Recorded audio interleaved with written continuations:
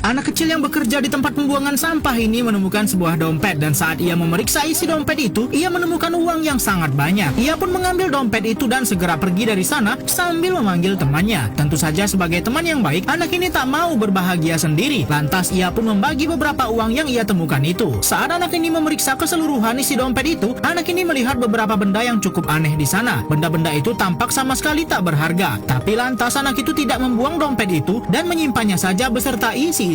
Dan inilah dia pria pemilik dompet itu. Saat rumahnya digerebek polisi, pria itu lantas segera kabur dari kediamannya. Saat polisi sudah hampir menangkapnya, untung saja ia bisa kabur lewat jendela. Tapi sepertinya semua sudut tempat ini sudah dikepung oleh kepolisian yang menangkapnya. Dan sampai akhirnya kaki pria ini tertembak. Karena ia tahu akan tertangkap, pria ini langsung mengambil dompet yang ia simpan di dalam sakunya dan melempar dompet miliknya itu ke tempat pembuangan sampah. Polisi pun ada yang melihat dompet itu masuk ke dalam truk sampah. Pria pemilik dompet itu pun tertangkap dan ternyata ia disiksa di kantor polisi karena ia sudah berkhianat dengan mencuri uang dan catatan semua tindak korupsi milik bosnya yang akan mencalonkan diri menjadi wali kota. Dan ternyata isi dompet itu adalah petunjuk untuk menemukan semua barang bukti yang sudah pria ini curi dari bosnya. Tapi karena pria ini tak mau mengatakan di mana barang yang ia curi, akhirnya ia pun harus dieksekusi oleh kepolisian. Orang-orang di tempat pembuangan sampah ini dikejutkan dengan kehadiran polisi. Pihak kepolisian seperti mencari sesuatu di sana. Dan saat ada salah seorang anak sedang berenang, ia meminta kepala kepolisian untuk memoto dirinya. Dan saat teman anak tadi juga akan difoto, ia malah menghindar. Anak ini bertanya ada apa polisi datang kemari, dan polisi itu mengatakan sedang mencari sebuah dompet. Mendengar itu anak ini langsung ketakutan karena ialah yang sudah menemukan dompet tersebut.